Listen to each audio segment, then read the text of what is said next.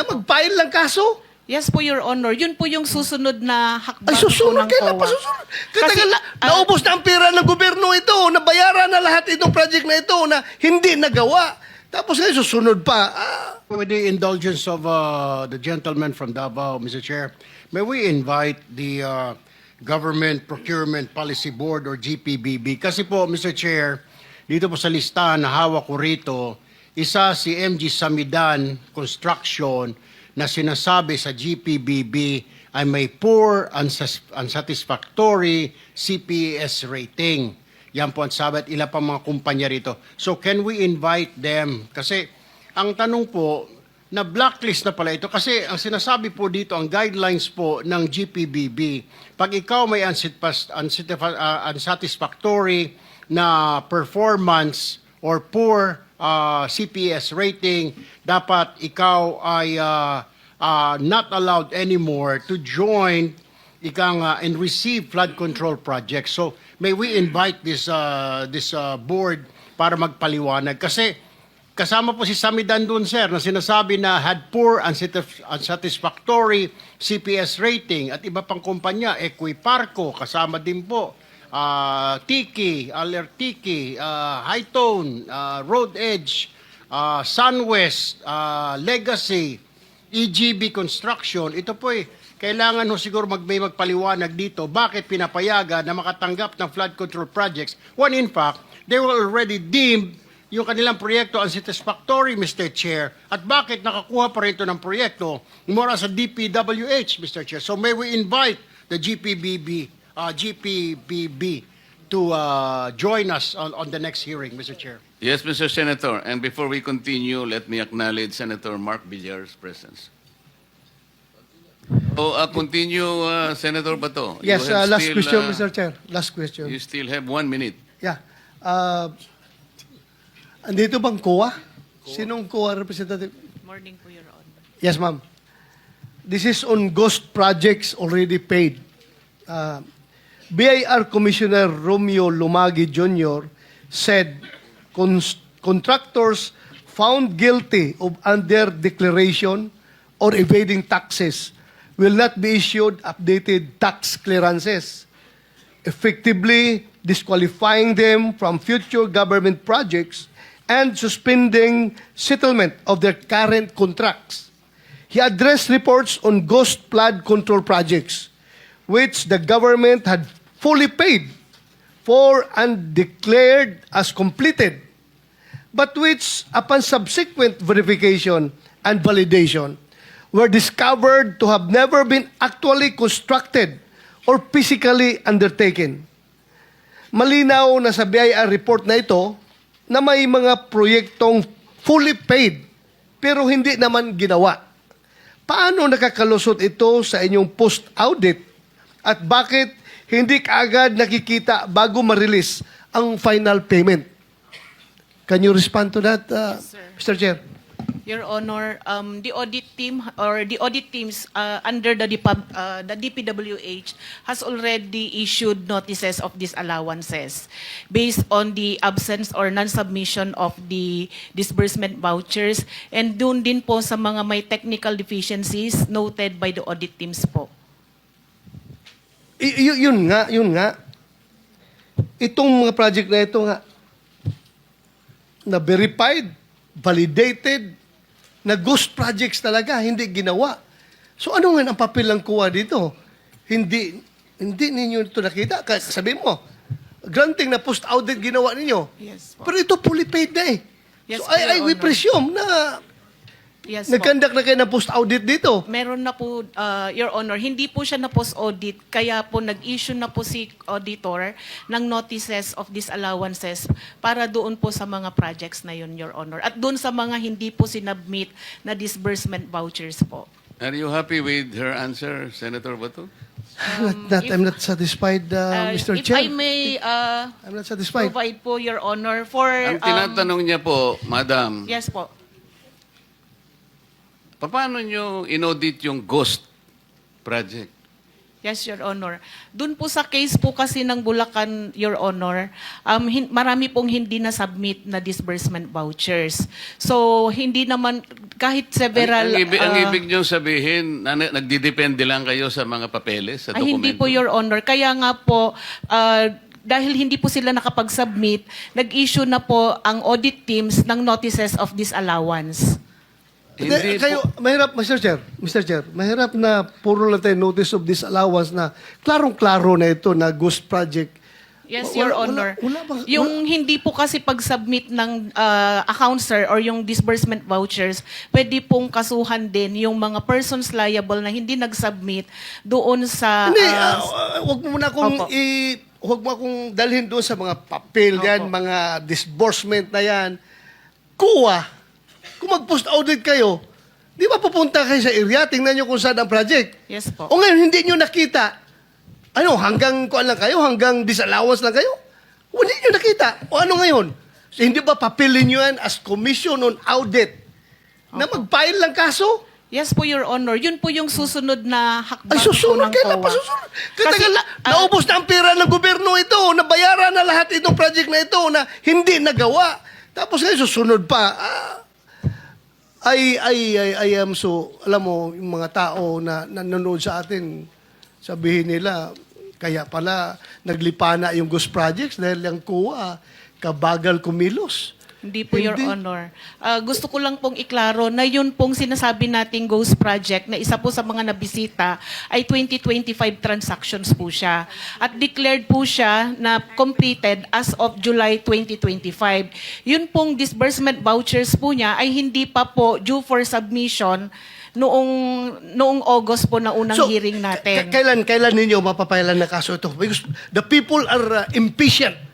The people are impatient with all this corruption na Yes, nangyari. Your Honor. Kailan nyo ipapile? Can you give us a... Ganito po siya, definite Your Honor. answer? Opo. Ganito po siya. Di ba po kasama po siya doon sa ating special audit. Sa ngayon po, fina-finalize po yung audit highlights natin sa special audit. Doon po sa audit highlights, alam mo, yung yes, Your Honor. mga tao Opo. nakikinig sa atin Yes ngayon, po. hindi pasok sa utak nila yung special, regular audit or what. Yes po. Ang tanong ko sa iyo, kailan nyo tumapailan ng kaso?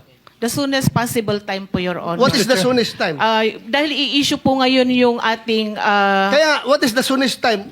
Estimate. this month po, Your Honor. This month. Opo. Mapailan nyo ito ng kaso. Opo. Ngayon, sino ang pwede nyo papailan ng kaso? Sir, based po doon sa audit, sir, yung mga,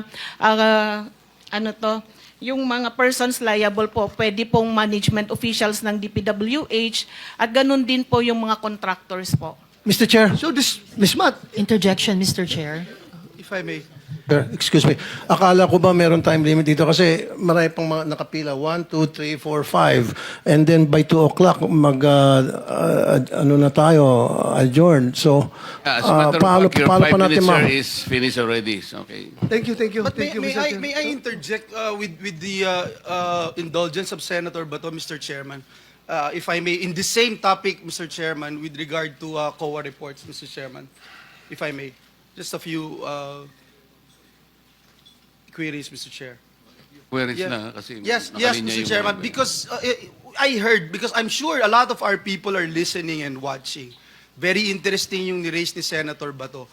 Ma'am, from COA, what's the difference between fraud audit and yung audit highlights? At binabanggit nyo, matatapos na po ito. Is that correct? Because that's the reason why the chairperson of COA is not here today because he's finalizing it today. Am I correct, ma'am? Your Honor, opo.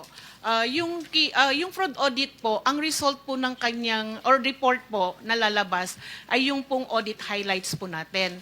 The audit highlights would contain the significant or yung key takeaways po doon sa ating fraud audit, wherein the nature of the alleged fraud and the persons liable, at saka yung mga gathered po na evidence, ang lalamanin po ng ating highlights.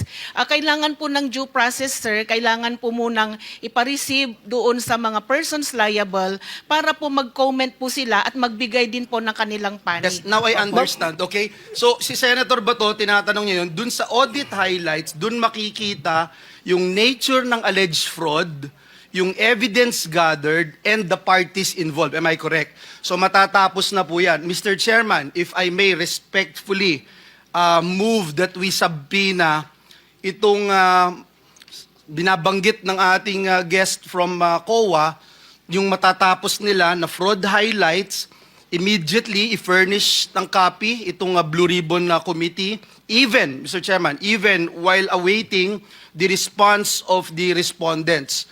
And also, once they responded, Mr. Chairman, we'd also like to subpoena the copies of the responses of the respondents as soon as they are submitted to COA. I so move, Mr. Chair. Mr. Chair, Mr. Chair, excuse me, Mr. Chair, because the last time I was here, I was only allowed 2 questions by you, and yet mga kasamahan ko rito, bilang respeto sa mga kasamahan ko, they were allowed na 1 to sawa. Dapat maging fair ka, Mr. Chair. Pag sinabi mong 2 questions, 2 minutes talaga, you have to stick with it. You're not being fair, Mr. Chair. I am fair kasi nandito ka sa... No, kasi nung last time, sabi mo sa akin, 2 questions lamang. Sabi mo 1 question. Sabi ko, tinitipid mo ako, sabi mo 2 questions. And now, pinapayagan mo kahit na ilang questions. Be fair, Mr. Chair. Teka muna, bago tayo magkaroon ng impression na walang fair dito, noon, sinabi ko na in the earlier statement na como nag-uumpisa tayo noon at kinakailangan nating mabakate ang plenary at exactly 2:15, kaya tayo nagmadali. Kaya naman sabi ko sa inyo, pasensya na muna. Ngayon, sa dami ng gustong magtanong, kaya binigyan natin ng tigpa 5 minutes ngayon. Kaya lang, I am following a schedule here. Ito pa yung nandito kung wala na si Senator Marcos, tapos ka na. Mr. Chair. Mr. Chairman, Chair, I akala ko made po a ako yung motion, sunod Mr. kay Chairman. Senator I De La have Rosa. a pending motion, Mr. Chair. I second the motion. And Hindi, duly kasi seconded, Mr. tapusin Chair. muna natin yung bitin na kasi hindi tayo, na para tayo nagpapatintero, Madam Coa eh. Ang tinatanong napakasimple lang, paano nyong inaudit yung ghost? Bago po bayaran ng COA yan, pipirma ang resident auditor. Pati yung area auditor ninyo, meron kayong area director eh. Ibig nyo sabihin na bayaran ito nung walang pumirma na auditor? Your Honor, ganito po yung procedure natin.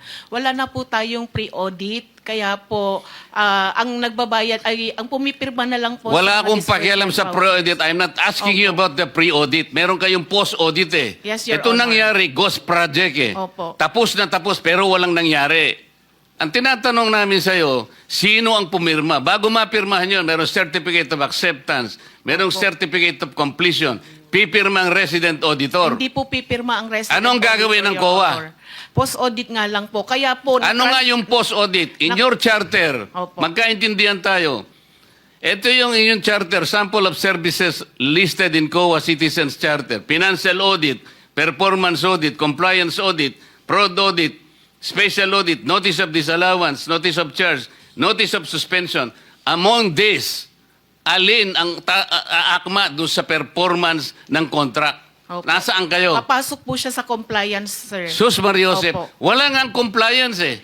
Ganito po, Your Honor, marami pong observation ng mga auditors natin pagdating po sa compliance nila sa procurement. Sinong mag-a-avail ng compliance? Hindi- Sino yung auditee? DPWH po sa case po natin Oo. ngayon, Your Honor. So anong nangyari? Marami pong observation ng mga auditors natin, sir, pagdating po sa compliance nila ng 9184. Kapag ba ang chairman mismo ang pumunta rito, he can present better questions than you, answers than you? Pareho lang din po yung isasagot, Your Honor. Kasi ganun Pareho po ang yung proseso isasagot. natin. Opo.